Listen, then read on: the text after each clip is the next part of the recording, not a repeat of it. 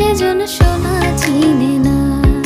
খাঁটি সোনা ছাড়িয়া যে নেয় নকল সোনা, সেজন্য সোনা চিনে না।